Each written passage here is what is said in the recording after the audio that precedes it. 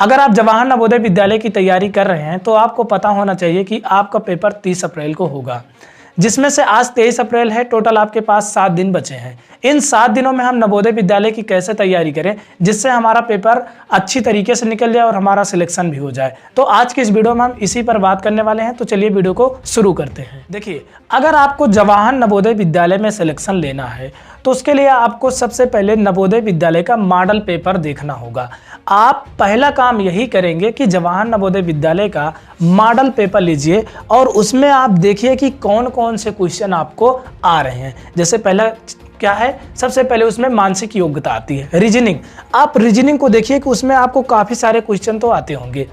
जिस भी प्रश्न में आपको प्रॉब्लम हो वो देखिए क्वेश्चन किस चैप्टर से है, किस चैप्टर से वो क्वेश्चन आया है। जिस भी चैप्टर से आपको दिक्कत है, जितने भी रीजनिंग में आपको प्रॉब्लम हो, आप उसे टिक लगाएंगे और देखेंगे कि ये रीजनिंग किस किस चैप्टर से आई है। तो उन चैप्टर्स को आप जाइए, तुरंत यूट्यूब पर सर्च करिए और उन चैप्टर्स को बढ़िया से पढ़िए, उसका कॉन्सेप्ट समझिए कि ये आखिर में होती कैसे हैं, इन्हें कैसे लगाया जाता है। तो इससे क्या होगा कि आप काफ़ी सारे क्वेश्चंस को जल्दी सॉल्व कर लेंगे और आपका जो भी डाउट रहेगा वो क्लियर हो जाएगा।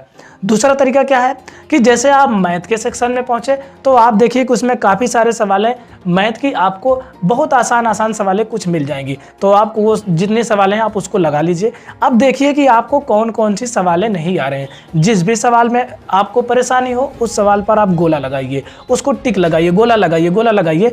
उसके बाद उन पूरा प्रश्न को हल करिए, जितने भी क्वेश्चन आपके दिए हों।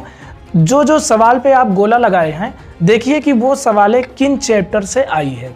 जिस भी चैप्टर से वो सवाल आई हो उस चैप्टर को आप जाइए यूट्यूब पर सर्च करिए और देखिए। जैसे मान लीजिए आपको स्पीड डिस्टेंस टाइम में प्रॉब्लम है तो आप जाइए यूट्यूब पर speed distance time study with Sachin sir type, जैसे आप टाइप करेंगे वहाँ पर हमारा वीडियो आ जाएगा। उसका फुल सोल्यूशन मैंने कराया, आप देखिए आपका सारा कन्फ्यूजन दूर हो जाएगा। जैसे आपको एरिया पेरीमीटर में दिक्कत है, वहाँ की कोई सवाल आपके मॉडल पेपर में आई है तो आप जाइए उस चैप्टर को देखिए और फटाक से उस चैप्टर का वीडियो मैंने 2-3 घंटा का बनाया, उसमें पूरा कॉन्सेप्ट सिखाया है। आप देखिए, कॉन्सेप्ट को तैयार करिए। इससे आपका पेपर बहुत आसानी तरीके से तैयार हो जाएगा और आपके क्वेश्चन भी डाउट जितने हैं वो समाप्त हो जाएंगे। उसके बाद तीसरा सेक्शन हिंदी का आता है तो आप हिंदी को ध्यान से गद्यांश को पढ़ेंगे।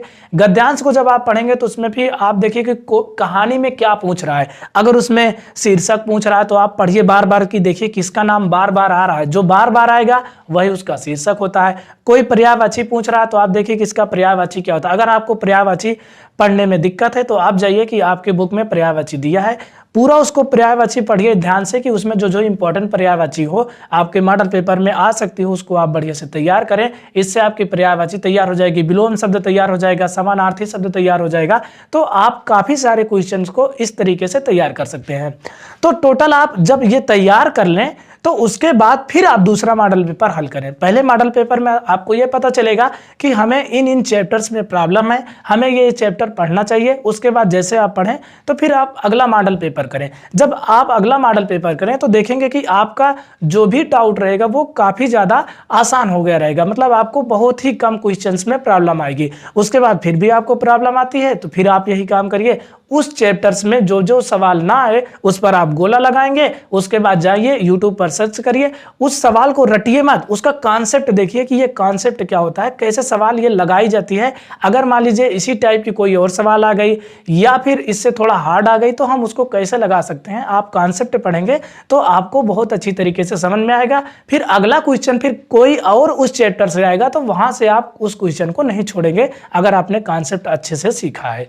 तो इस तरह आप पूरे क्वेश्चन को सॉल्व करेंगे, मॉडल पेपर सॉल्व करिए तो वहां से आपको पता चल जाएगा कि आपको किस चैप्टर में प्रॉब्लम है, कौन कौन सवाल में प्रॉब्लम है। आप वहां से जाकर अपनी कमियों को देख सकते हैं और सुधार सकते हैं। इन 7 दिनों में आप बहुत कुछ कर सकते हैं, आपके पास अभी भी टाइम है और ज़्यादा से ज़्यादा आप अपने टाइम को यूज करिए। 2-3 घंटा बैठिए, पढ़ डालिए और अगर आपकी तैयारी बेहतर है तो आप बस मॉडल पेपर की प्रैक्टिस करिए और जो चैप्टर ना है उसकी प्रैक्टिस करिए या फिर इंपॉर्टेंट क्वेश्चन देखिए। तो आपके सामने मॉडल पेपर आ गए हैं, क्वेश्चन पेपर आ गए हैं। अगर आपको जानना है कि नवोदय में पास होने के लिए कितने नंबर लाना पड़ेगा तो आपके सामने वीडियो आ गई है, आप वीडियो देखिए और जानिए कि आपको पास होने के लिए कितना नंबर लाना पड़ेगा। तो चलिए मिलते हैं किसी और वीडियो में। वीडियो देखने के लिए बहुत बहुत धन्यवाद।